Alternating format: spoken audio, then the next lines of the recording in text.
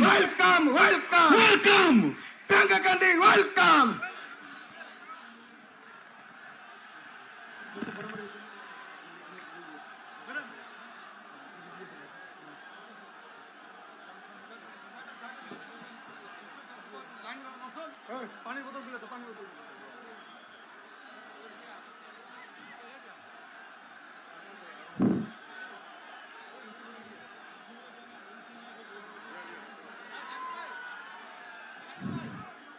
আপোনালোকৰ মাজত আমাৰ অল ইণ্ডিয়া কংগ্ৰেছ কমিটিৰ সাধাৰণ সম্পাদিকা শ্ৰীমতী প্ৰিয়ংকা গান্ধীজী আমাৰ মাজত উপস্থিত হৈছে।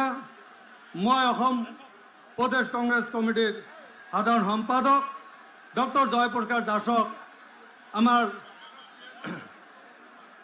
অতিথিবিলাকক সম্বোধনা দিয়াৰ কাৰণে অনুৰোধ জনালোঁ।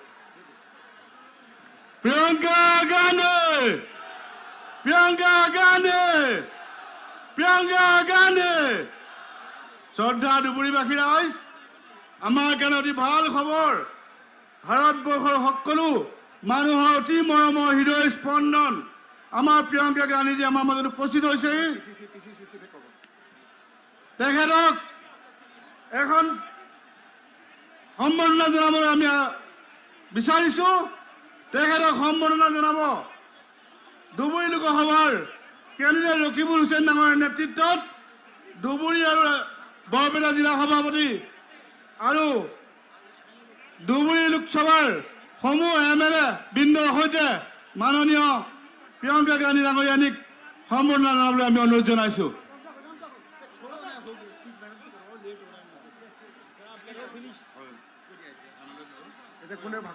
এতিয়া আমাৰ জিলা সভাপতিসকলক সম্বৰ্ধনা জনাবৰ কাৰণে অনুৰোধ কৰিছোঁ আৰু লগে লগে আমাৰ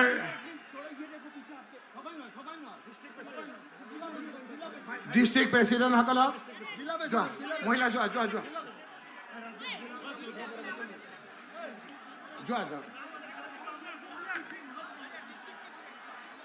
district president youth Congress NSUI সেৱা দল মহিলা কংগ্ৰেছ এই লোকসকলে আমাৰ মেডামক সম্বৰ্ধনা আমি মাননীয় জিতেন্দ্ৰ সিং ডাঙৰীয়াক সম্বৰ্ধনা জনাবলৈ অনুৰোধ জনাইছোঁ। ভূপেন কুমাৰ বৰা ডাঙৰীয়াক সম্বৰ্ধনা জনাবলৈ অনুৰোধ জনাইছোঁ। দেৱব্ৰত শইকীয়া ডাঙৰীয়াক সম্বৰ্ধনা জনাবলৈ অনুৰোধ জনাইছোঁ। গৌৰৱ গগৈ ডাঙৰীয়া আৰু পৃথ্বীৰাজ চাটে ডাঙৰীয়াক আৰু জাকিৰ হুছেইন চিকদাৰ ডাঙৰীয়াক সম্বৰ্ধনা জনাবলৈ অনুৰোধ জনাইছোঁ। শ্ৰদ্ধা ৰাইজ, আপোনালোকক ধন্যবাদ কৃতজ্ঞতা আৰু শুক্ৰিয়া আদায় কৰিছোঁ যে আপোনালোকে ইমান কষ্ট কৰি ৰ'দত আহি ইয়াত উপস্থিত হৈছে। আমি আৰু দীঘলীয়া নকৰোঁ, আমি প্ৰিয়ংকা গান্ধীজীৰ বক্তৃতা শুনিবৰ বাবে ৰৈ আছোঁ। আৰম্ভণি হিচাপে আজিৰ সেই সভা উদ্বোধন কৰিবৰ কাৰণে প্ৰদেশ কংগ্ৰেছৰ মাননীয় সভাপতি শ্ৰী ভূপেন বৰা ডাঙৰীয়াক মই অনুৰোধ কৰিছোঁ।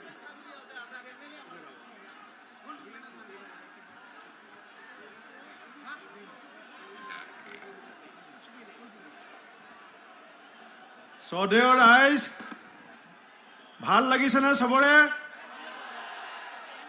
এবাৰ মোৰ লগত চবেই ক'ব, প্ৰিয়ংকা গান্ধী জিন্দাবাদ। দুইখন হাত দাঙি পেলাই ক'ব, প্ৰিয়ংকা গান্ধী জিন্দাবাদ। প্ৰিয়ংকা গান্ধী জিন্দাবাদ। আমাৰ মাজত आज हमारा 20 में देश की पहली प्रधानमंत्री नेहरू जी के नाती का पुत्री और देश का अखंडता के लिए जिसने अपना जिंदगी कुर्बानी किया था, इंदिरा गांधी जी का नाती और भारत रत्न राजीव गांधी जी और हमारा यूपीए चेयरपर्सन सोनिया गांधी जी के पुत्री हमारा नेता प्रियंका गांधी जी, AICC साधारण सम्पादक श्रीजुत जितेंद्र सिंह डांगरिया, आमार विधानसभार दलपति श्रीजुत देवव्रत शइकिया डांगरिया, आमार विधानसभार उपदलपति 5 बार विधायक 3 बार অসমৰ মন্ত্ৰী হিচাপে কাৰ্যনিৰ্বাহ কৰা ধুবুৰী লোকসভা সমষ্টিত আমাৰ জনপ্ৰিয় প্ৰাৰ্থী ৰকিবুল হুছেইন ডাঙৰীয়া মাননীয় বিধায়কসকল, AICCৰ ছেক্ৰেটাৰী সাথে ডাঙৰীয়া, প্ৰদেশ কংগ্ৰেছৰ নেতৃবৰ্গ, ধুবুৰী জিলা কংগ্ৰেছৰ সভাপতি প্ৰমুখ্যে, আমাৰ জিলাৰ কৰ্মকৰ্তাসকল, পৰম পূজনীয় ৰাইজ, সাংবাদিক বন্ধুসকল, আজি আপোনালোকে আমাৰ নেত্ৰী প্ৰিয়ংকা গান্ধী ডাঙৰীয়ানীৰ বক্তব্য শুনিবলৈ আহি ইয়াত যি বিশাল জনসমুদ্ৰ আপোনালোকে দেখুৱাইছে, মই কংগ্ৰেছ দলৰ ফালৰ পৰা আপোনালোক সকলোকে মই কোটি কোটি প্ৰণিপাত জনাইছোঁ। ৰাইজসকল, অসমৰ মাটিৰ পৰা সাম্প্ৰদায়িক আৰু ধৰ্মীয় মেৰু বিভাজনৰ ৰাজনীতিক পুলিয়ে পোখাই উভালিবৰ কাৰণে সম্প্ৰীতি আৰু ভাতৃত্ববোধৰ প্ৰতীক হিচাপে কংগ্ৰেছ দলে এইবাৰ এগৰাকী শক্তিশালী কংগ্ৰেছী নেতা ৰকিবুল হুছেইন ডাঙৰীয়াক আমি ধুবুৰীৰ প্ৰাৰ্থী হিচাপে প্ৰক্ষেপ কৰিছোঁ। মই আজি আপোনালোকক মনত পেলাই দিব বিচাৰিছোঁ, হিমন্ত বিশ্ব শৰ্মাৰ কাৰ্যকালত গৰুখুটিত যেতিয়া এজন মুছলমান ল'ৰাক হিমন্ত বিশ্ব শৰ্মাৰ পুলিচৰ সন্মুখত 15জন মানুহে গছকি 15জন মানুহে যেতিয়া এজন মুছলমান ল'ৰাক গছকি মাৰিছিলে, হিমন্ত বিশ্ব শৰ্মাই কৈছিলে যে মই লগাই দিছোঁ মাৰিবৰ কাৰণে। আৰু আজমল ডাঙৰীয়াই কৈছিলে, বদৰুদ্দিন আজমল ডাঙৰীয়াই সেইদিনাখন কৈছিলে যে হিমন্ত বিশ্ব শৰ্মা অসমৰ শ্ৰেষ্ঠ মুখ্যমন্ত্ৰী বুলি। সঁচা নে মিছা? ৰাইজসকল, আজি সেই বদৰুদ্দিন আজমল ডাঙৰীয়াৰ বিজেপিৰ লগত যি গোপন মিতিৰালি, ৰাজ্যসভাৰ ইলেকশ্যনত AIDF-এ বিজেপিক ভোট দিয়ে, ৰাষ্ট্ৰপতিৰ ইলেকশ্যনত AIDF-এ বিজেপিক ভোট দিয়ে, আজি সেই AIDF-ৰ নেতা আজমল ডাঙৰীয়াক অসমৰ ভৱিষ্যতৰ স্বাৰ্থত, শান্তি সম্প্ৰীতি আৰু ভাতৃত্ববোধৰ স্বাৰ্থত আপোনালোকে এই ধুবুৰীৰ পৰা বিদায় দিব বুলি আপোনালোকৰ উপস্থিতিয়ে প্ৰমাণ কৰিছে। ৰাইজসকল, সময় আহিছে সিদ্ধান্ত লোৱাৰ। আমাৰ ৰাহুল গান্ধী, মাল্লিকাৰ্জুন খাৰ্গে ডাঙৰীয়াই কৈছে, ইণ্ডিয়া এলায়েন্সৰ দিল্লীত যেতিয়া চৰকাৰ হ'ব, অংগনাবাদী কৰ্মী, আশা কৰ্মী, ৰান্ধনী, টেটৰ টিচাৰ, স্পেচিয়েল টেটৰ টিচাৰ, কম্পিউটাৰ টিচাৰ, VDP, গাঁওবুঢ়া, খেতিয়ক, শ্ৰমিক সকলোৰে উপাৰ্জন দুগুণ কৰা হ'ব। আজি শ্ৰমিক দিৱস, আজি 1 মে, এই যি দেশৰ শ্ৰমিকে আমাৰ দেশৰ প্ৰগতি আৰু উন্নতিৰ কাৰণে নিজৰ কপালৰ ঘাম মাটিত পেলাই আমাৰ দেশক নিৰ্মাণ কৰিছে, সেই শ্ৰমিকসকলৰো উপাৰ্জন দুগুণ কৰিবৰ কাৰণে আমাৰ নেতা ৰাহুল গান্ধী ডাঙৰীয়াই, প্ৰিয়ংকা গান্ধী ডাঙৰীয়াই সিদ্ধান্ত গ্ৰহণ কৰিছে। ৰাইজ, আপোনালোকে প্ৰিয়ংকা গান্ধীক শুনিবলৈ আহিছে, মই আপোনালোকক ধন্যবাদ দিছোঁ আৰু আপোনালোকৰ উপস্থিতিৰ কাৰণে শত কোটি প্ৰণিপাত জনাই মই মোৰ বক্তব্য সামৰিছোঁ। বন্দে মাতৰম, জয় অসম।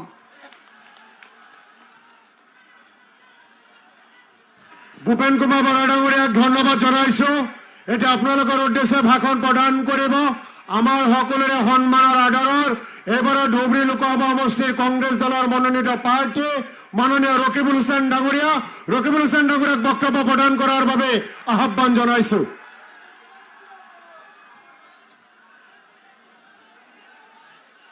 ন্যায় সংকল্প যাত্ৰাৰ আজি এই বিশাল ৰাজহুৱা সভাত উপস্থিত থকা আমাৰ সকলোৰে শ্ৰদ্ধাৰ কংগ্ৰেছৰ নেত্ৰী প্ৰিয়ংকা গান্ধী ডাঙৰীয়ানী, জিতেন্দ্ৰ সিং সাধাৰণ সম্পাদক, নিখিল ভাৰত কংগ্ৰেছ কমিটি আৰু অসমৰ তত্ত্বাৱধায়ক, প্ৰদেশ কংগ্ৰেছৰ সভাপতি ভূপেন বৰা ডাঙৰীয়া, দেৱব্ৰত শইকীয়া CLP লিডাৰ, বিধায়কসকল,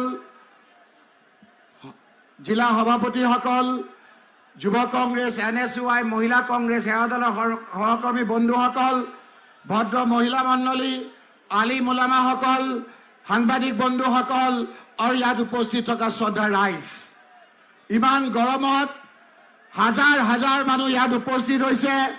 তাৰ বাবে আমি কংগ্ৰেছ দলৰ ফালৰ পৰা আপোনালোকক সকলোকে ধন্যবাদ, কৃতজ্ঞতা আৰু শুক্ৰিয়া আদায় কৰিছোঁ। শ্ৰদ্ধা ৰাইজ, মোক প্ৰিয়ংকা গান্ধীজীয়ে সুধিছিল যে ধুবুৰীবাসী ৰাইজৰ সকলোতকৈ ডাঙৰ সমস্যা কি। তেতিয়া আপোনালোকৰ লগত মই এইকেইটা দিন ঘূৰি যিটো অনুভৱ কৰিছোঁ সেই কথাটো মই ব্যক্ত কৰিছোঁ। এতিয়া আমাৰ সকলোতকৈ ডাঙৰ সমস্যা হৈছে মুখ্যমন্ত্ৰী হিমন্ত বিশ্ব শৰ্মা, হয়নে নহয় কওক ৰাইজ? হিমন্ত বিশ্ব শৰ্মাই আমাক যি অশান্তি কৰিছে, আমাৰ গৰীব দুখীয়াক যিটো অশান্তি কৰিছে, আমাৰ ল'ৰা ছোৱালীক যেনেকৈ গুলিয়াই মাৰিছে, আমাক যেনেকৈ গিৰিয়েকৰ বুকুৰ পৰা গিৰিয়েকক কাঢ়ি লৈ গৈছে, আমাৰ ঘৰবিলাক বুলডেজাৰ আৰু হাতীৰে যেনেকৈ ভাঙি দিছে, যি অশান্তি কৰিছে, এই অশান্তি পৰিত্ৰাণ হ'ব। আপোনালোকে ইয়াত কংগ্ৰেছ দলৰ পাৰ্টীক ভোট দিয়ক। মই আপোনালোকক কৈছোঁ, এজন সীমান্ত নহয়, দুজন সীমান্ত নহয়, 50জন সীমান্তই আপোনালোকৰ গাৰ নোম লগাব নিদিওঁ ৰাইজ। তেওঁলোকৰ ৰঙা চকু আমি বগা কৰি দিম। শ্ৰদ্ধা ৰাইজ, ইয়াত আপোনাৰ হিমন্ত বিশ্ব শৰ্মাক সহায় কৰিছে আপোনালোক সকলোৱে জানে বদৰুদ্দিন ৰাজমল ডাঙৰীয়াই। বদৰুদ্দিন ৰাজমল ডাঙৰীয়াই কৈছে এই ভোটদাতাসকলক ইয়াৰ বোলে যুৱকসকল চুৰ ডকাইত আৰু বোলে ৰেপিষ্ট।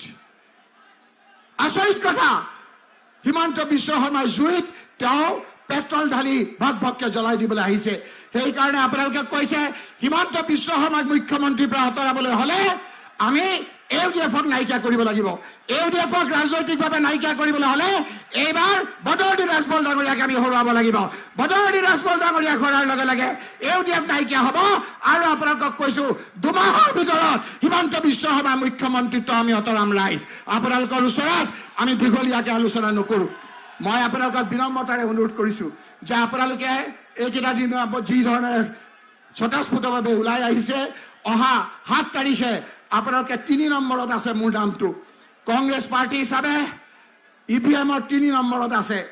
আমাৰ হিন্দু ধৰ্ময়ো 3 শব্দটো খুব আপোনাৰ লাকি, খুব আপোনাৰ লাকি নম্বৰ। হিন্দু ধৰ্মটো লাকি, মুছলমান ধৰ্মটো লাকি, সকলো ধৰ্মটো লাকি।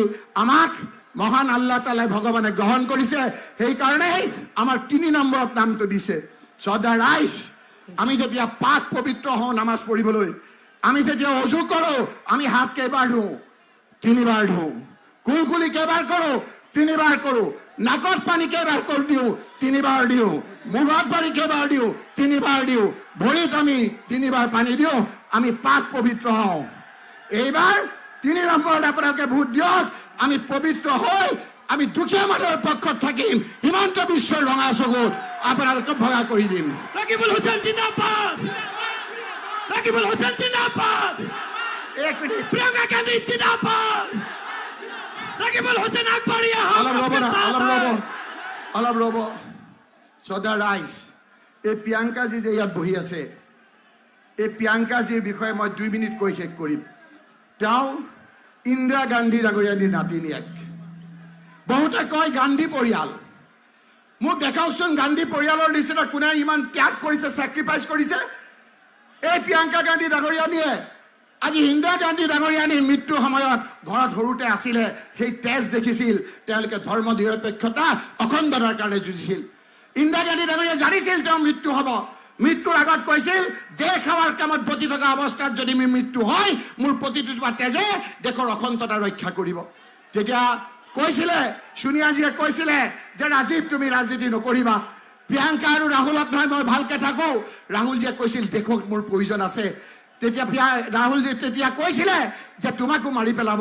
দেখিলে সেই ধুনীয়া যেতিয়া পৃথিৱীত যায়, আমি ৰাজীৱ গান্ধী ডাঙৰীয়াক চাই থাকোঁ। সেই ৰাজীৱ গান্ধী ডাঙৰীয়াকো তেওঁলোকে মাৰি পেলালে। সেই ঘৰৰ ত্যাগৰ প্ৰতীক আজি আমাৰ প্ৰিয়ংকা গান্ধী, ৰাহুল গান্ধী। এই প্ৰিয়ংকাজীয়ে মই কিতাপত পঢ়িছোঁ যে ৰাজীৱ গান্ধী ডাঙৰীয়াক কৈছিলে যে দেউতা তুমি আমাক গাড়ী চলাই চাহ খাবলৈ নিয়া আমাৰ ইণ্ডিয়া গেটৰ ওচৰত, কেতিয়া নিবা? কৈছিল তই চিন্তা নকৰিবি, তই মাক ক, তই সোনিয়া গান্ধীক ক, ৰাহুলক ক, আমি লাষ্ট আমাৰ যিবাৰ কেম্পেইনিং হ'ব তাৰ পৰা আহি আমি একেলগে চাহ খাব যাম। কিন্তু চাহ খাবলৈ নাপালে তেওঁক হত্যা কৰিলে ৰাইজ।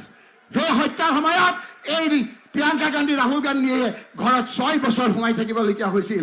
আমাৰ ত্যাগ আমাৰ এই ত্যাগৰ প্ৰতীক এই প্ৰিয়ংকা গান্ধী আহিছে।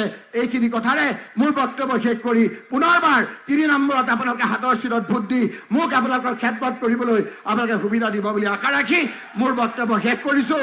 আৰু এতিয়া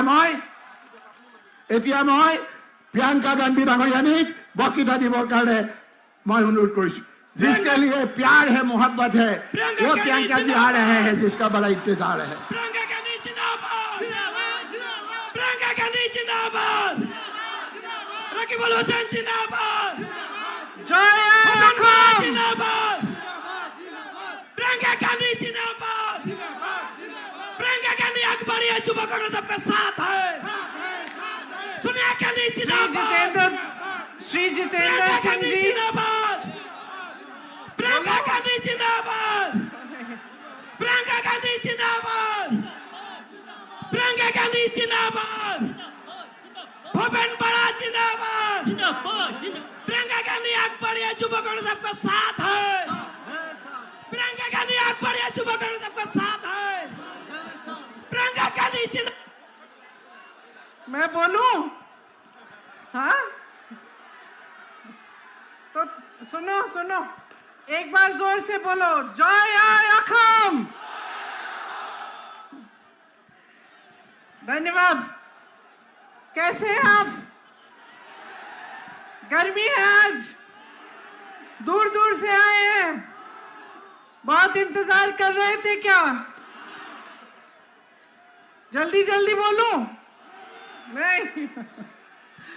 श्री जितेंद्र सिंह जी, श्री भूपेन बोरा जी, श्री देवव्रत साइकिया जी, श्री रकीबुल हसन जी, श्री गौरव गोगोई जी, श्री जाकिर हुसैन जी, श्री अबीदुर जमान जी, श्री पृथ्वीराज साठे जी, मंच पर विराजमान सभी नेतागण, सभी पदाधिकारी, मेरी प्यारी प्यारी बहनों, प्यारे भाई, आप सब इतनी दूर से यहाँ इतनी बड़ी तादाद में मेरी बातों को सुनने आए हैं, इसके लिए सबसे पहले मैं आपके प्रति अपना आभार प्रकट करना चाहती हूँ। आपको सबको हिंदी समझ में आती है या अनुवाद कराऊं? ठीक है, समझ में आती है। देखिए, ये कोच राजवंशी की धरती है, महामाया धाम यहाँ है, पंचपीर दरगाह यहाँ है, गुरुद्वारा श्री तेग बहादुर जी का यहाँ है।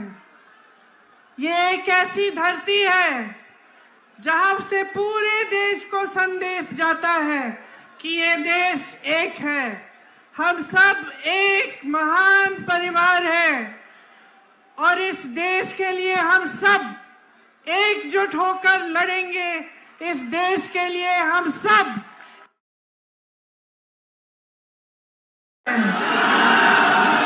मेरे भाई श्री राहुल गांधी जी ने कन्याकुमारी से कश्मीर तक और मणिपुर से वो यात्रा भारत जोड़ो यात्रा थी, पहली वाली, और दूसरी यात्रा भारत जोड़ो न्याय यात्रा थी। आप सबके पास भी गुजरे होंगे, आप सब ने देखा क्यों कर रहे थे। वो ये यात्रा इसी जमीन की भावना के तहत कर रहे थे, वो ये यात्रा इसी पूरे देश को याद दिलाए कि हम सब इकट्ठे हैं, हम सब एक हैं और ये देश हम सब का है। आपने देखा किस तरह से जहां जहां राहुल जी जाते हैं वे सिर्फ सच बोलते हैं, किसी को पसंद आए ना आए, किसी को अच्छा लगे ना लगे, लेकिन वो सत्य बोलते हैं और सत्य के पथ पर चलते हैं। ये जो सच्चाई और सत्य की परंपरा है, ये हमारे देश की पुरानी परंपरा है। हमारे धर्मों ने हमें सिखाई, हमारे महापुरुषों ने हमें सिखाई देश की राजनीति की जब नींव डली तब इसी परंपरा पर डली। महात्मा गांधी जी ने भी यही सत्य का पथ पकड़ा था।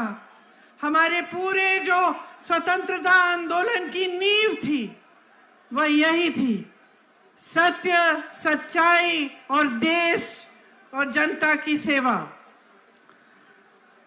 लेकिन आज देश में क्या हो रहा है? प्यारी बहनों, प्यारे भाई, जो आज देश में हो रहा है उसको समझने के लिए आपका ध्यान मैं कुछ चीजों की प्रति आकर्षित करूंगी।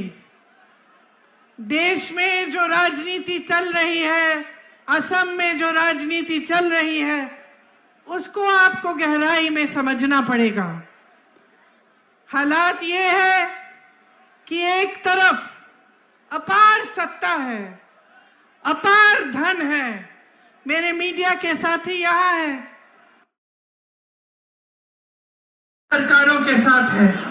एक जमाने में मीडिया सरकार से सवाल उठाती थी, नेता कुछ गलत करता था तो जनता का प्रतिनिधित्व मीडिया करती थी, सवाल उठाती थी, पूछती थी। एक जमाने में सत्ता को जनता पूछ सकती थी, जनता सवाल उठा पाती थी। लेकिन आज पूरी सत्ता एक पार्टी के साथ है और उन्होंने इस लोकतंत्र को बचाने और मजबूत करने वाले सारे संस्थान कमजोर कर रखे हैं।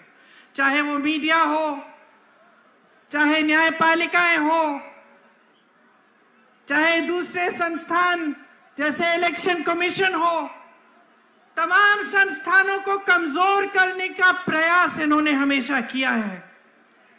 इनके धन बल से सरकारें गिराई जाती हैं। सत्य का जो पथ है इन्होंने छोड़ डाला है। तो आज चाहे असम में, चाहे पूरे देश में एक ऐसी राजनीति चल रही है जो जनता के लिए नहीं चल रही है। असम के अपने मुख्यमंत्री को देखिए और उनकी तुलना बाकी मुख्यमंत्रियों से कीजिए जो कांग्रेस के प्रदेशों में कांग्रेस की सरकारें चला रहे हैं। आप रेवंत रेड्डी से पूछेंगे कि रेवंत जी तेलंगाना में आप क्या कर रहे हैं, तो वो आपको सारे काम गिनाएंगे। वो कहेंगे कि जो कांग्रेस पार्टी ने गारंटी दी थी चुनाव से पहले उनको पूरा करने का काम कर रहा हूं। अगर आप आज कर्नाटका के सीएम से पूछेंगे कि आप क्या कर रहे हैं, तो कर्नाटका के सीएम आपको बताएंगे कि जो कांग्रेस ने गारंटी चुनाव से पहले दी उनको पूरा करने का काम कर रहे हैं। इसी तरह से जहां जहां कांग्रेस की सरकार है आप वहां के सीएम्स को देखिए और आपको पता चलेगा कि सेवा के लिए समर्पित हैं। लेकिन यहाँ असम में माफियाओं का राज चल रहा है।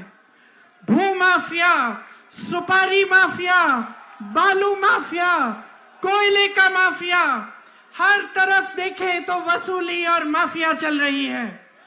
यहाँ पे सरकार जितने स्कैम करती है, चाहे वो किसान का संपदा स्कैम हो या पीपीई किट पे स्कैम हो या फ्लाईओवर का स्कैम हो, चाहे गाय की तस्करी जो खुलेआम हो रही है और कोई रोक नहीं रहा है, ये सारी चीजें चल रही हैं आपके प्रदेश में, लेकिन विकास का काम नहीं हो रहा है, आपका काम नहीं हो रहा है।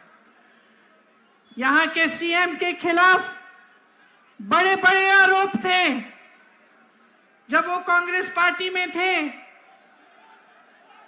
तब उनके खिलाफ एक बड़ा आरोप था। जैसे ही वो बीजेपी में शामिल हुए वो सारे आरोप गायब हो गए। बीजेपी ने एक वॉशिंग मशीन बनाई है जिसके अंदर जिसको डालो पहले वो भ्रष्ट कहते हैं, जो भ्रष्ट होता है दूसरी पार्टियों से लाके अपनी वॉशिंग मशीन में डाल के साफ कर देते हैं। तो ये सबसे पहले इन्होंने आपके ही सीएम के साथ किया और ये मिसाल बन गया पूरे देश के लिए कि एक तरफ ये कहते हैं कि भ्रष्टाचार हो रहा है और दूसरी तरफ जो भ्रष्ट है उसको अपनी पार्टी में ले लेते हैं और सारे आरोप सारे के सब थम जाते हैं, ठंडे बस्ते में डाले जाते हैं। यहाँ पे जो सरकार है उसका ध्यान आप पे नहीं है, अपने बिजनेस पे है। कहां से बिजनेस होगा, कहां से कमाई आएगी, कहां पे कौन सी माफिया चल रही है, उसके साथ साठगांठ करना, यही इस सरकार का काम हो गया है। लेकिन इस बीच आप मुझे बताइए मेरे भाइयों, आपकी कितनी बड़ी बड़ी समस्याएं हैं। आज आप सब यहाँ पे बैठे हैं, मेरे नौजवान साथी यहाँ पे हैं, बताइए कितनों के पास रोजगार है? ऐसे हाथ उठा के बताइए। रोजगार मिला है? नहीं मिला है। किसी को, एक जने को तो मिला होगा, किसी को रोजगार नहीं मिला। बहने, किसी को रोजगार नहीं मिला है क्योंकि सरकार का पूरा ध्यान अपने स्वार्थ पे है। मंत्रियों का, सीएम का, सबका अपने ही स्वार्थ पे है। हम कैसे कमाएंगे, जनता कैसे कमाएगी, जनता के क्या संघर्ष हैं, कोई इन पर ध्यान नहीं दे रहा है।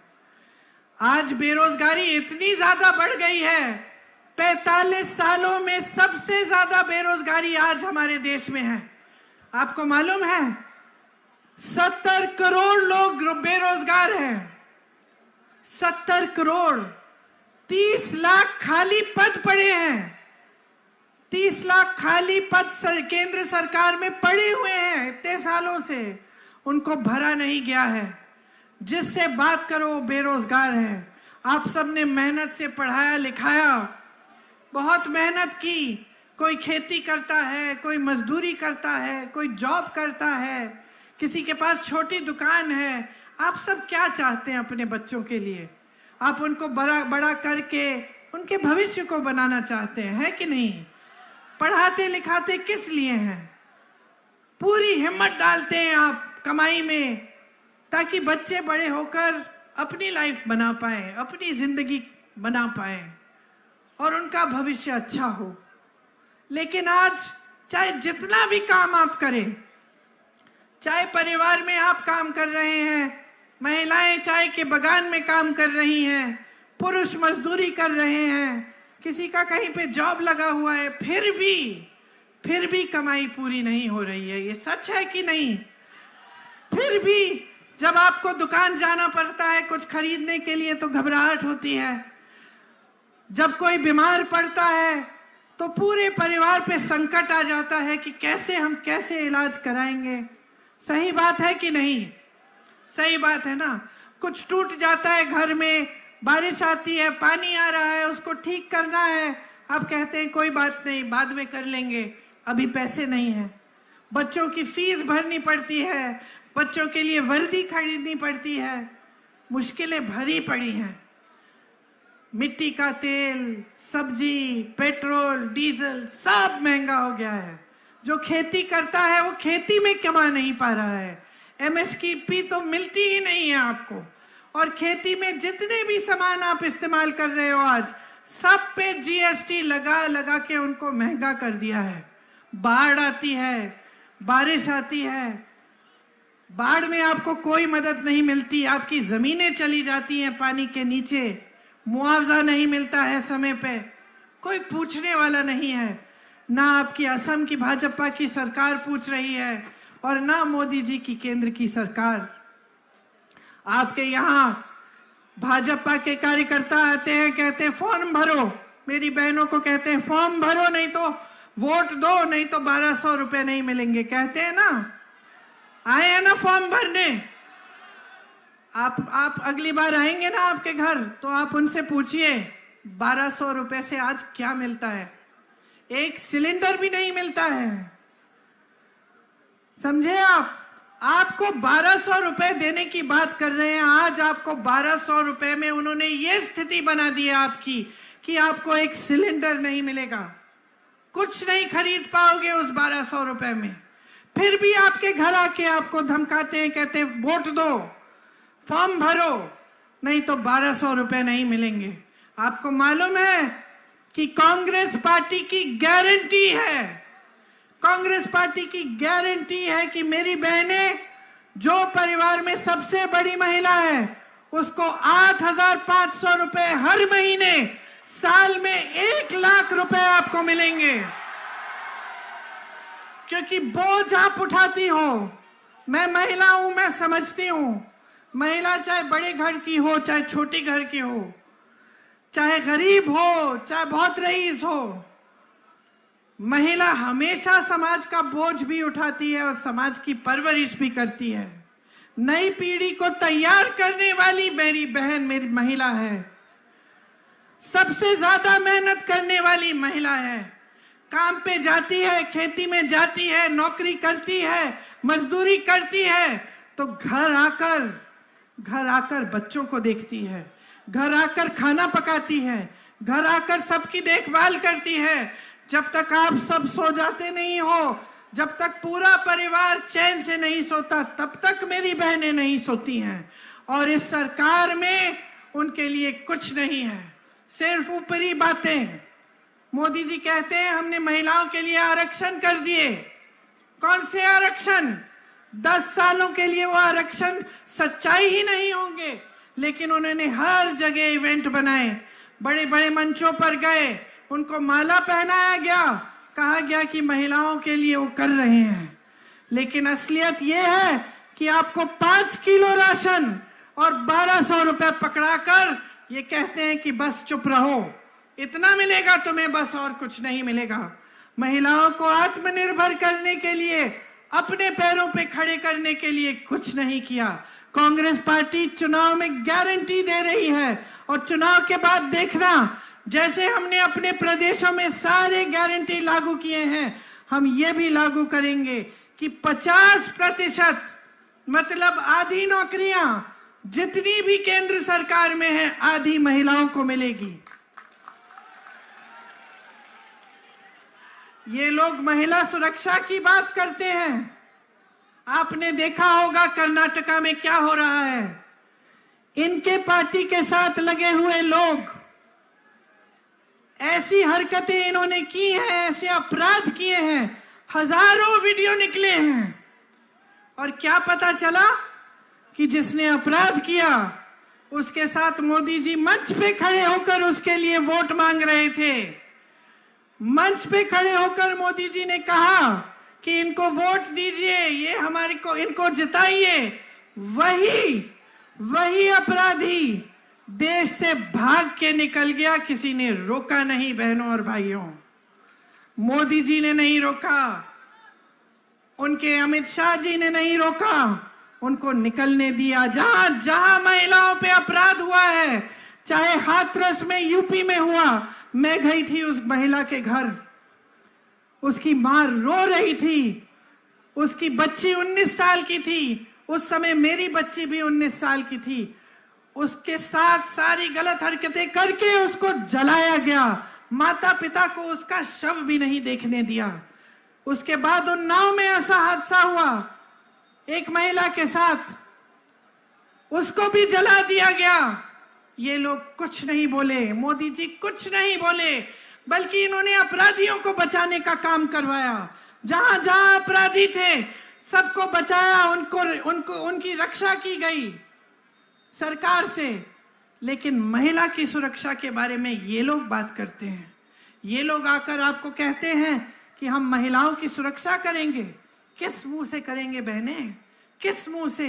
हाथरस में नहीं की, उन्नाव में नहीं की, मणिपुर में एक जवान की बीवी को निर्वस्त्र करके सबके सामने चलाया गया। सबने वो वीडियो देखा कि नहीं? सबने देखा। मोदी जी ने देखा होगा ना, अमित शाह जी ने देखा होगा ना, तो चुप कैसे हो गए? बचाने नहीं आए, कोई कार्रवाई नहीं हुई, आंख मूंद दी, मुंह इस तरफ फेर लिया।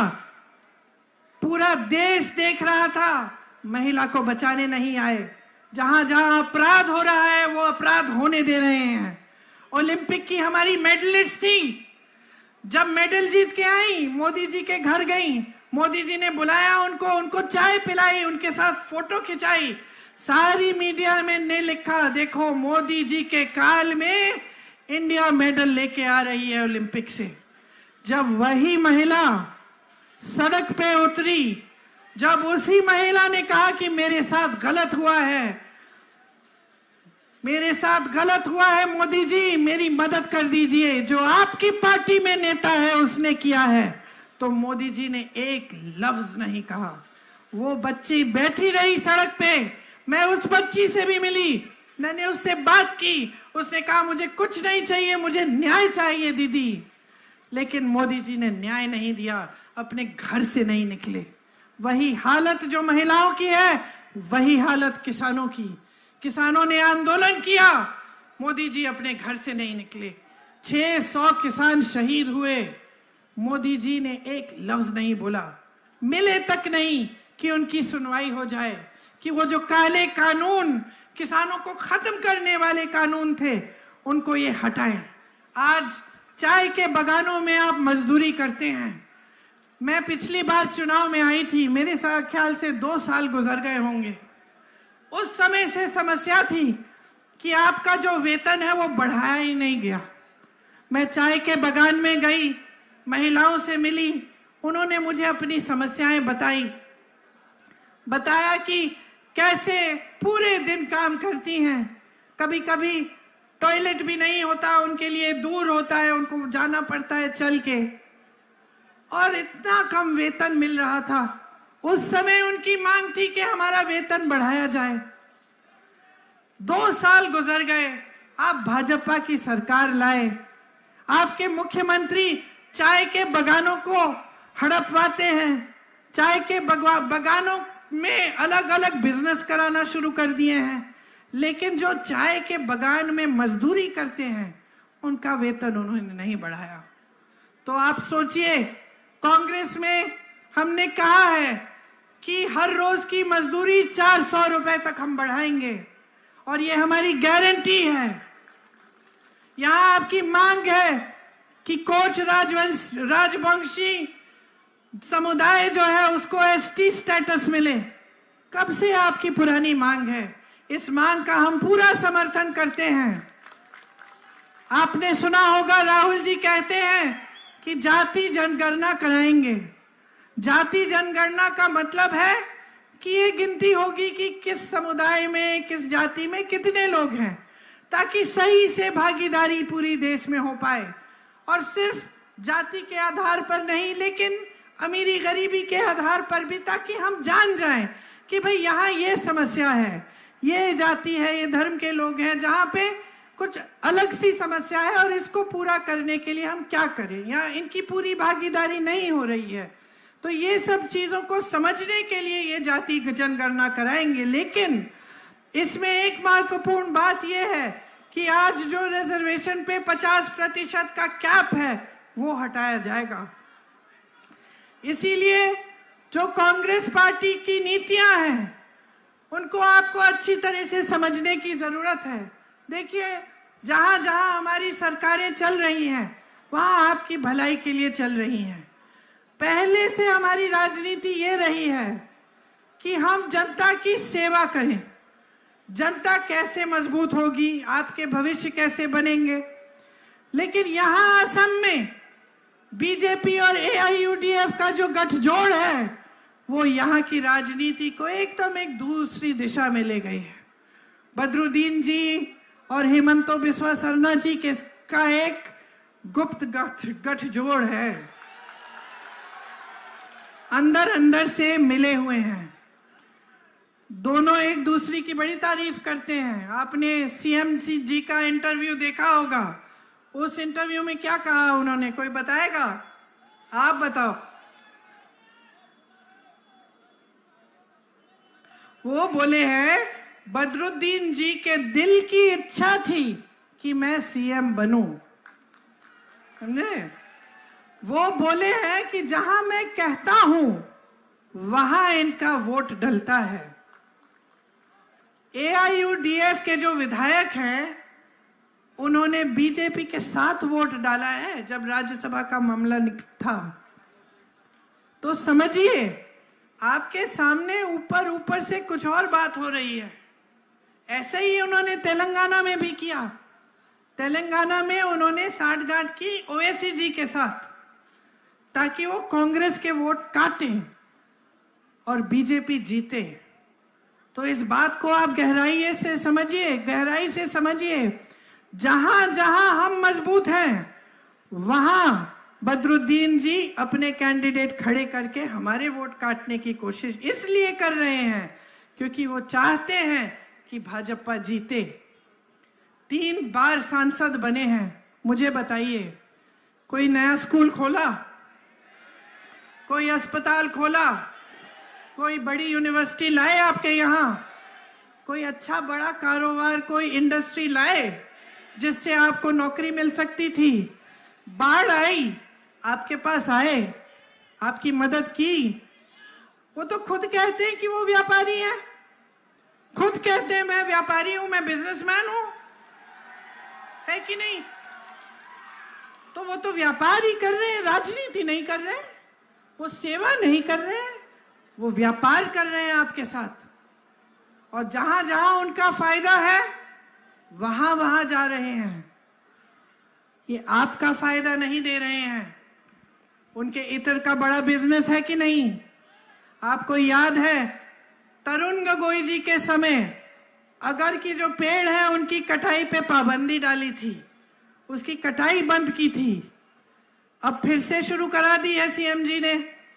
और फायदा किसको हो रहा है?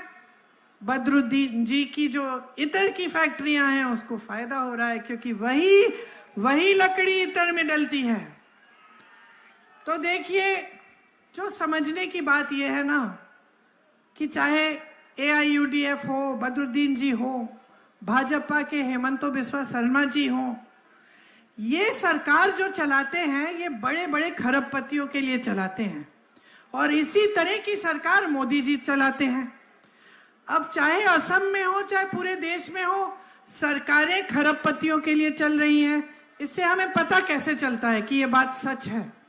क्योंकि आप आज देखिए, देश का लोहा पहले सरकार देखती थी, अब देश का सारा लोहा एक बड़े खरबपति को दिया जा रहा है, जो इनके दोस्त हैं, मोदी जी के दोस्त हैं, बिस्वा शर्मा जी के भी दोस्त हैं। कोयला इनको दिया जा रहा है, बिजली खरबपतियों को, सड़कें खरबपतियों को, हवाई अड्डे सारे बड़े बड़े खरबपतियों को, बंदरगाह सारे बड़े बड़े खरबपतियों को, सारे हाईवे। ये किसकी संपत्ति थी? ये मोदी जी की संपत्ति थी कि ये दे रहे अपने दोस्तों को? ये बिस्वा शर्मा जी की संपत्ति थी? बदरुद्दीन जी की संपत्ति थी? किसकी संपत्ति थी ये आपकी संपत्ति है। बड़े बड़े सरकारी कारखानों से आपको नौकरी, आपको रोजगार मिलती थी, लोग खुश हो जाते थे, सरकारी नौकरी मिली है, पेंशन मिलेगा, जीवन भर सुरक्षित रहेंगे। आज क्या परिस्थितियां हैं? आज ऐसा कह सकते हो? उसी तरह से कांग्रेस ने प्राइवेट बिजनेस को खूब बढ़ावा दिया, बड़े बड़े कारखाने खड़े करवाए, लेकिन जिससे आपको रोजगार मिलता था। आपकी संपत्ति आपसे लेकर उनको देने की बात नहीं हुई। 16 लाख करोड़ रुपए 16 लाख करोड़ रुपए माफ किए हैं सिर्फ कुछ गिने चुने बड़े बड़े उद्योगपतियों के मोदी जी ने। सोचिए, 16 लाख करोड़ रुपए से क्या क्या नहीं हो सकता था। यहां कितने कारखाने बन जाते, आपके स्कूल बन जाते, आपको रोजगार मिल जाते, आपकी सड़कें, आपके घर में पानी, जो बाढ़ आती रहती है उसको रोकने का कोई इंतजाम बन जाता। 16 लाख करोड़ रुपए इन्होंने बड़े बड़े खरबपतियों को माफ किए। देश के किसान को इनसे पूछो कितने रुपए माफ किए इन्होंने, पूछो मोदी जी से, पूछो हेमंत बिस्वा शर्मा जी से। 1 रुपया नहीं माफ किया। कांग्रेस की जहां जहां सरकारें रही, छत्तीसगढ़ में छत्तीसगढ़ के किसान से पूछो, किसानों का कर्ज माफ करने का काम हुआ वहां। आज परिस्थिति ये है, मीडिया को खरीद लिया है सब बड़े बड़े सेठों ने, विपक्ष पर धड़ाधड़ हमला है, भयानक हमला है, विपक्ष के खाते बंद कर रखे हैं, 2 चीफ मिनिस्टर जेल में है चुनाव के समय। इस देश के इतिहास में ही कभी पहले नहीं हुआ। पहली बार इस देश के इतिहास में दो चीफ मिनिस्टर जेल में पड़े हैं, चुनाव चल रहा है। मोदी जी स्कीम लाए, इलेक्टोरल बॉन्ड की स्कीम। कहते हैं कि हम सबसे ईमानदार प्रधानमंत्री हैं इस देश के इतिहास में। देख लो, यहां आकर जब आपको भाषण देंगे सुन लेना क्या कहते हैं। कहेंगे मैं अकेला भ्रष्टाचार के खिलाफ लड़ रहा हूं, मैं अकेला ईमानदार हूं इस देश में, बाकी सारे भ्रष्ट हैं, ऐसा कहते हैं। तो मैं आपको बताना चाहती हूं कि ये ईमानदार प्रधानमंत्री कैसी स्कीम निकाल के लाए। स्कीम ये थी कि जो भी चंदा देगा किसी भी राजनीतिक दल को, उसका नाम गुप्त रहेगा। यह ईमानदारी की स्कीम थी इनकी कि उसका नाम गुप्त रहेगा। सुप्रीम कोर्ट ने कहा कि यह गलत स्कीम है, यह नाम गुप्त नहीं रहने चाहिए, नामों को खोलो। सबके सामने बात आनी चाहिए कि किसने कितना चंदा दिया। अच्छा, जब ये हुआ तो मोदी जी को अचानक लग गया कि पब्लिक को पता चल जाएगा कि किसने क्या क्या दिया, कहां कहां से मैंने चंदा लिया है और कैसे। तो फिर कहने लगे कि अरे पहली बार इतिहास में ये सूची पारदर्शी हो गई है, जनता को दिख रही है। तुमने थोड़ी दिखाई, अरे मोदी जी ने खुद थोड़ी दिखाई। ये पारदर्शी कैसी हुई? क्योंकि सुप्रीम कोर्ट ने, जजों ने बोला कि इसको पारदर्शी बनाओ। इससे पहले तो मोदी जी की स्कीम ये थी कि गुप्त रहेगा। अच्छा चलिए, सूची दिखी, सूची में आप सोचिए चंदा कैसे कैसे लिया गया।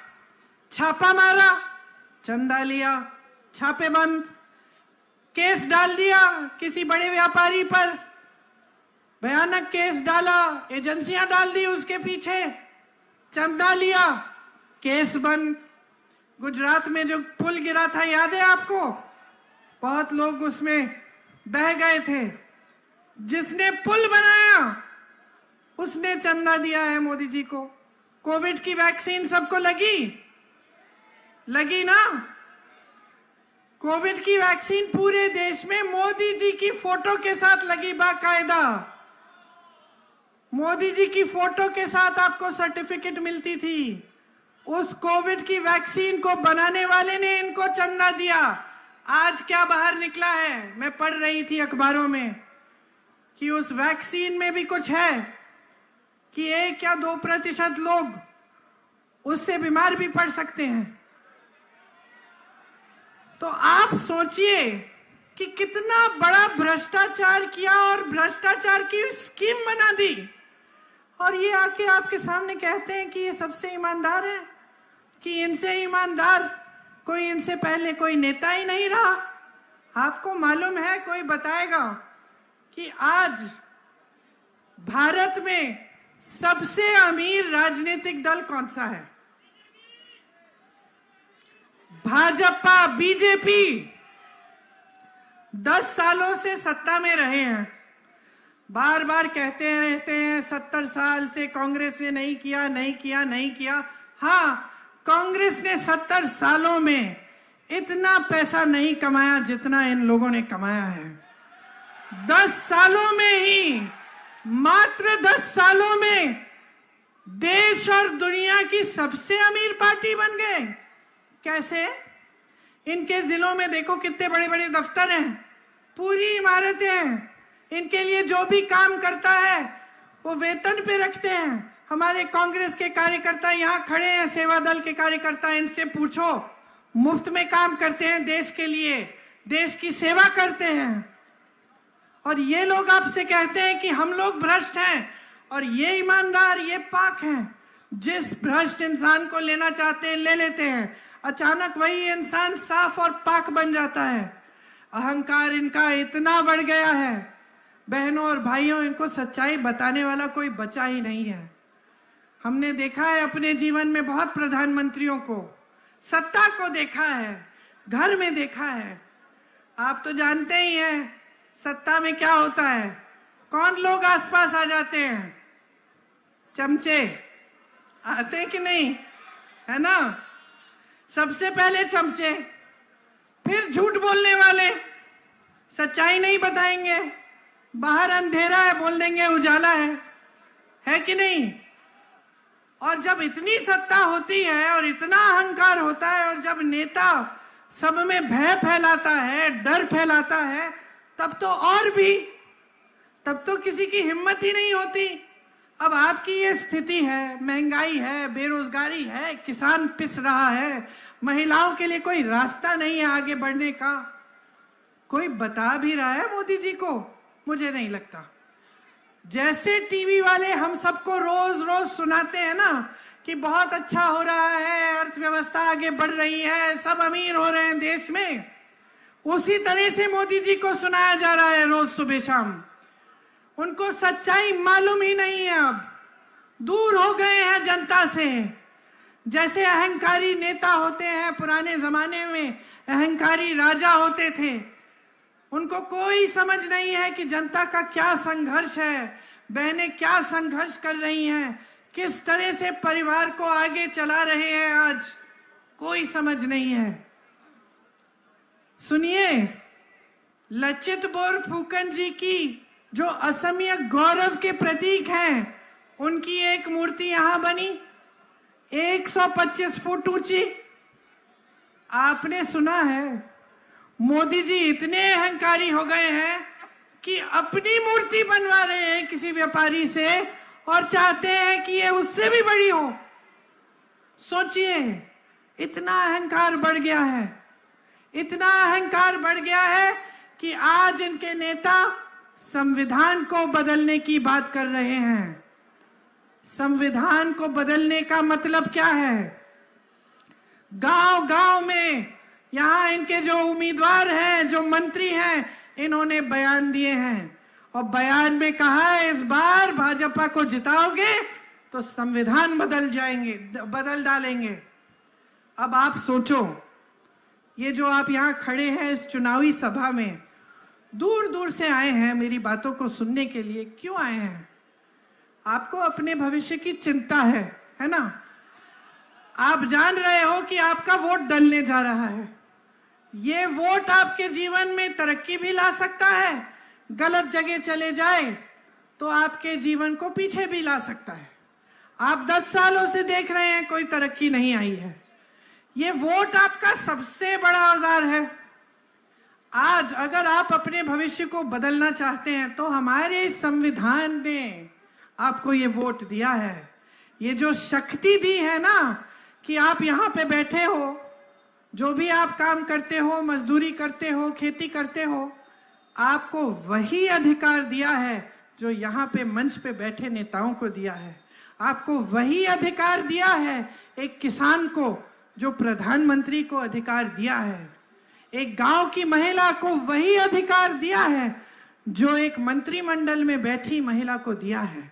और वो यही अधिकार है, यही चीज है जो इस देश में सबको समान दृष्टि से देखती है, संविधान। और ये अधिकार जो वोट का अधिकार है, ये संविधान ने दिया है। संविधान आपको बचाता है। आप कुछ गलत देख रहे हैं, इसको ठीक करना चाहते हैं, वोट कर सकते हैं। संविधान आपको मदद करता है, आपकी सहायता करता है। अगर आपका समुदाय या आपकी जाति आगे बढ़ नहीं पा रही है तो संविधान में आपके लिए आरक्षण है ताकि आप आगे बढ़ पाए। आज इसी संविधान को बदलने की बात, इस संविधान को जिसके लिए असम के महापुरुष, पूरे देश भर के महापुरुषों ने अपना जीवन दिया, जिसके लिए लड़े, ये स्वतंत्रता आंदोलन जो 100 सालों से चला, जब से 100 सालों से जब से ब्रिटिश यहां थे, तब से आस्ते आस्ते आंदोलन शुरू हुआ, चला, अंत में हमें आजादी मिली, लोगों ने त्याग किया इस संविधान को बनाने के लिए। इस संविधान को बनाने के लिए डॉक्टर अंबेडकर जैसे महापुरुष, महात्मा गांधी जैसे महापुरुष लड़े, जवाहरलाल नेहरू लड़े। और आज ये लोग, इनका अहंकार इतना बढ़ गया है कि ये कह रहे हैं हमारी मूर्ति श्री लचित बोरफुकन की मूर्ति से बड़ी बनाओ, हम संविधान को बदलेंगे। ये संविधान इनका थोड़ी है कि ये बदल सकते हैं। ये संविधान इस देश का है, ये संविधान आपका है। जिस तरह से आपकी संपत्ति किसी बड़े खरबपति को पकड़ा रहे हैं, उस तरह से आज ये कहने लगे हैं कि आपका ये संविधान वे बदल डालेंगे, जब जी चाहे कुछ भी ले आएंगे। तो कौन रोकेगा इनको? कौन रोकेगा? अगर फिर से इनकी सरकार आई तो जाने क्या कर डालेंगे। कोई पूछ नहीं रहा है, मीडिया सच्चाई दिखा नहीं रही है। तो अगर आप जागरूक नहीं बनेंगे, अगर आप चुनाव में ये डिमांड नहीं करेंगे, ये मांग नहीं उठाएंगे कि जो नेता आपके सामने आता है भाषण देने के लिए, मेरी तरह जो मंच पे खड़ा है, वो आपकी बात करे, आपके विकास की बात करे, जब बाढ़ आएगी क्या करेगा वो बात करे, आपके लिए स्कूल कब बनाएगा वो बात करे, तो बदलाव कैसे आएगा मेरे भाइयों, मेरे बहनों? कैसे आएगा बदलाव अगर आप जागरूक नहीं होंगे? ये देश आपका है, समझ लीजिए। इस देश को बचाने का सबसे बड़ा काम, सबसे बड़ी जिम्मेदारी आपकी है, हमारी है। हम लड़ रहे हैं, सड़कों पे लड़ रहे हैं, प्रदेश प्रदेश में लड़ रहे हैं। राहुल जी चल रहे हैं कन्याकुमारी से कश्मीर, आपकी लड़ाई लड़ रहे हैं। हम नहीं चाहते कि ये देश टूटे, हम नहीं चाहते कि इस देश के संविधान में जो हक आपको दिए गए हैं, जिसके लिए आपके पूर्वज लड़े, उन हकों को कमजोर किया जाए।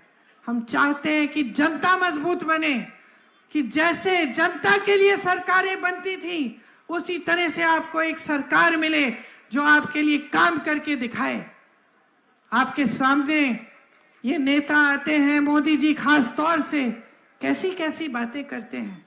ये चाहते हैं कि हर चुनाव को हिंदू मुसलमान बनाया जाए, किसी न किसी तरह से यही इनका प्रयास रहता है।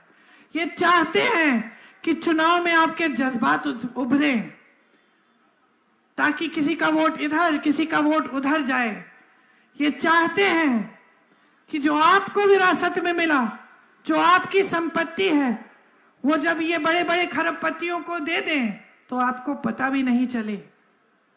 ये आके बातें करते हैं कि आपके मंगलसूत्र को एक्सरे से कांग्रेस पार्टी ढूंढ के निकाल के किसी और को देने वाली है। बताइए, 70 सालों के लिए कांग्रेस की सरकार रही, 70 सालों के लिए हम स्वतंत्र रहे हैं, और उन 70 सालों में 55 सालों के लिए कांग्रेस की सरकार रही। किसी ने आपके मंगलसूत्र, आपका सोना आपसे छीना? किसी ने आपसे कुछ लिया, लूटा? कोई आपके घर में एक्सरे मशीन लेकर आपके गहनों को ढूंढने की कोशिश कर रहा था उन 55 सालों में? उन 55 सालों में आपको क्या नहीं मिला, ये आप जानते हैं। आप जानते हैं कि उन 55 सालों में कितनी बड़ी, कितनी एकड़ जमीन इंदिरा गांधी ने गरीबों को लौटाई। जानते हैं कि नहीं जानते हैं? जमीनों के पट्टे कितने लोगों को मिले कांग्रेस की सरकार में? मोदी जी जब यहां आएंगे ना, उनसे पूछिए उन्होंने अडानी जी को कितने एकड़ जमीन, इस देश की जमीन मुफ्त में दिया है। देखते हैं जवाब दे सकते हैं कि नहीं। 70 सालों में बैंकों का राष्ट्रीयकरण किया गया। इनसे पूछिए नोटबंदी करके इन्होंने क्या हालात बनाई देश की। आपको बताया कि आप देश के लिए लाइन में खड़े हो रहे हो, बैंक में पैसा लौटाओ, काला धन सफेद हो जाएगा। आज सब सामने आ गया ना। नोटबंदी में कौन सा काला धन आया? अब इलेक्टोरल बॉन्ड्स में दिख रहा है। एक जज ने कहा, कहीं पे मैंने पढ़ा लिखा हुआ था अखबार में, कि यही एक स्कीम थी काले धन को सफेद करने की। समझ रहे हैं आप? कांग्रेस ने बैंकों का राष्ट्रीयकरण किया और इन्होंने नोटबंदी की। उन्हीं बैंकों से 16 लाख करोड़ बड़े उद्योगपतियों को दे दिया, आपको कुछ नहीं दिया। अनाज उत्पादन में कांग्रेस ने मेहनत करके देश के किसानों को आगे बढ़ाकर देश को आत्मनिर्भर किया। इनसे पूछिए आज देश का किसान टूट क्यों गया है। इनसे पूछिए कि इन्होंने कितने कोल्ड स्टोरेज अडानी जी को दे रखे हैं। हरित क्रांति, श्वेत क्रांति कांग्रेस की सरकारें लाई। इनसे पूछिए कौन सी क्रांति लाए हैं। नफरत की क्रांति लाए हैं। कौन सी क्रांति लाए हैं देश में। मनरेगा कांग्रेस ने बनाया, शिक्षा का अधिकार, जिसका मतलब था कि हर बच्चे को शिक्षा मिलना उस बच्चे का अधिकार है। भोजन का अधिकार, ये जो 5 किलो राशन आपको पकड़ा रहे हैं, ये अधिकार किसने बनाया। कांग्रेस पार्टी ने कहा कि हर देशवासी को अधिकार है, उसको खाना मिलना चाहिए, राशन मिलना चाहिए। छत्तीसगढ़ में कांग्रेस की सरकार 35 किलो राशन दे रही थी। भाजपा की सरकार आई, काट के 5 किलो कर दिया। कांग्रेस ने इस देश में IIT बनाए, IIM बनाए, एम्स बनाए, विश्वविद्यालय बनाए, इसरो बनाया, DRDO बनाया, BHEL बनाया, सेल बनाया, ONGC बनाया, HAL बनाया, भाखरा नंगल डैम बनाया।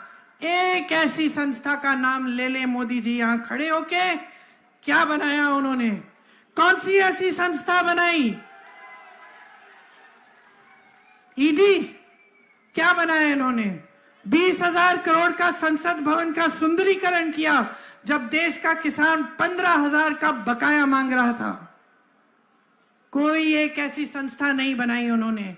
आपके लिए कुछ ऐसा नहीं किया जिससे आप आगे बढ़ पाए। सिर्फ इनके बड़े बड़े इवेंट, कभी ये कभी वो, कभी विदेश जाएंगे, कभी अफ्रीका में दिखेंगे, कभी अमेरिका में दिखेंगे, हर जगह घूमते हुए दिखेंगे, आपके घरों में कभी नहीं दिखेंगे। मैं एक चुनौती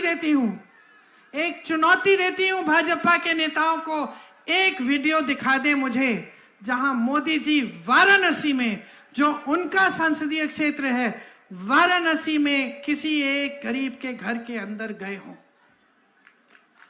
नहीं गए। परवाह नहीं है आपकी, अपनी सत्ता की परवाह है। हेमंतो बिस्वा सरना जी को, बदरुद्दीन जी को, मोदी जी को, और मैं एक सांस में तीनों का नाम ले रही हूं क्योंकि तीनों एक समान हैं। तीनों आपके जज्बातों का फायदा उठाना चाहते हैं। तीनों चाहते हैं कि ये चुनाव हर चीज पे लड़ा जाए, लेकिन आपकी समस्याओं को हल करने की बातों पे ना लड़ा जाए। तीनों ये चाहते हैं कि उनकी अपनी तरक्की हो, आपकी तरक्की नहीं हो। तीनों अपना स्वार्थ साधते हैं। तो मैं आज आपके सामने इसलिए आई हूं, आपको कहने के लिए, समय आ गया है मेरी बहनों, मेरे भाइयों, अपना स्वार्थ साधो। समझे आप, अपना स्वार्थ साधो।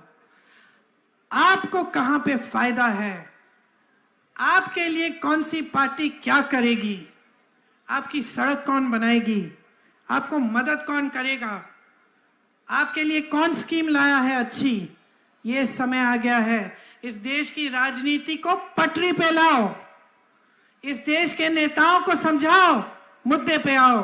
प्रधानमंत्री जी को बताओ हमारे मुद्दों पे चर्चा होनी चाहिए।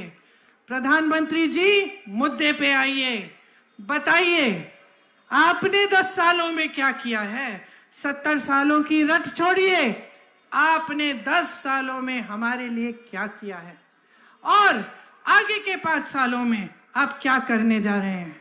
बताइए उनको कि हम नहीं जानना चाहते कि आप संविधान बदलेंगे, हम नहीं जानना चाहते कि आप कौन से नए देश में भ्रमण करने जाएंगे, हम नहीं जानना चाहते कि आपका जो 16,000 करोड़ रुपए का 2 हवाई जहाज है आपके, उसके अंदर कौन से रंग की सीट है।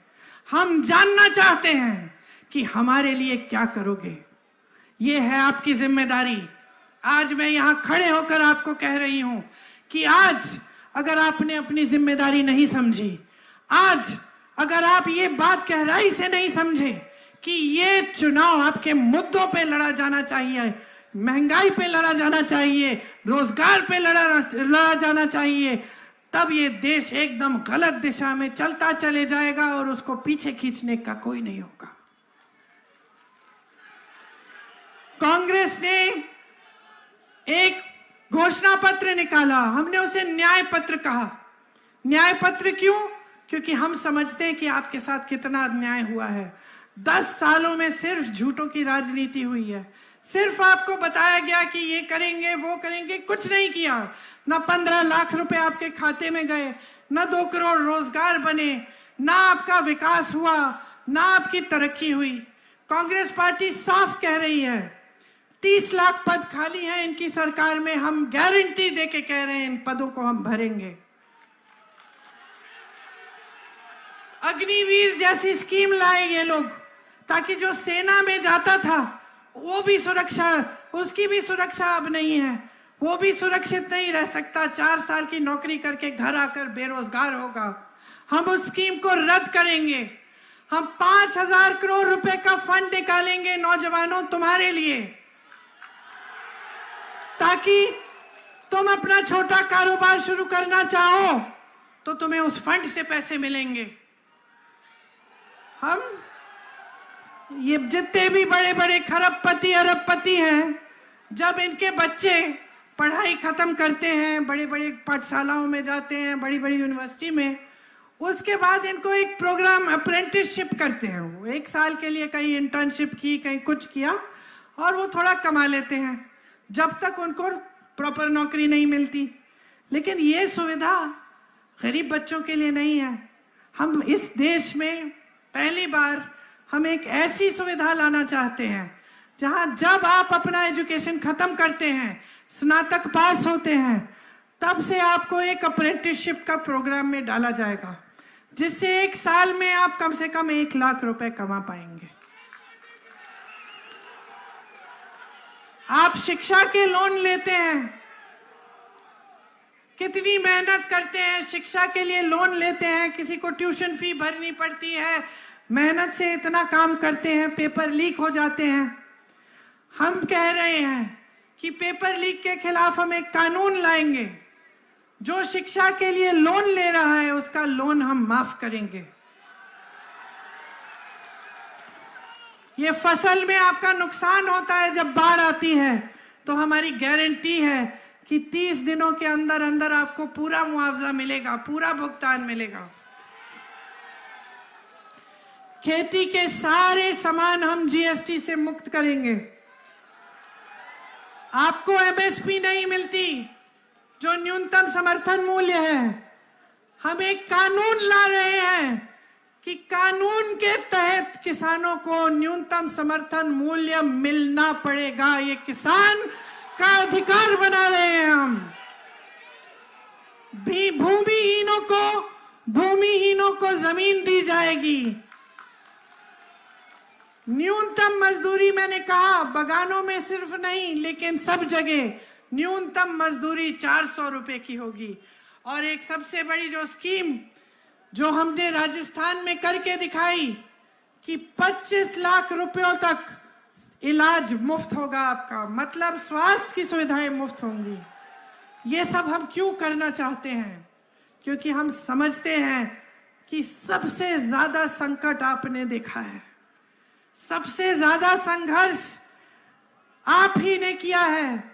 इस देश के आम आदमी ने, इस देश के गरीब ने, इस देश के मजदूर ने, इस देश की महिला, इस देश के किसान ने। ये जो 10 सालों का भाजपा का राज रहा है, इसमें तरक्की करने वाले सिर्फ बड़े लोग रहे हैं, सिर्फ भाजपा के नेता, सिर्फ बड़े बड़े खरबपति। बाकी देश की तरक्की रुक गई, और बाकी देश की तरक्की को कराने के लिए हम सब आपके लिए यहां समर्पित हैं। रॉकी बुल जी आइए इधर।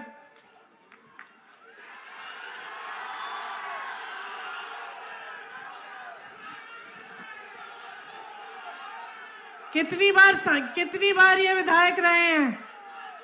6 बार विधायक रहे हैं। 6 बार ना, 6 बार। 6 बार इनको क्यों बार बार बार बार बार बार जनता ने जिताया? क्योंकि इनकी राजनीति सेवा की राजनीति है, आपके लिए समर्पित रहते हैं।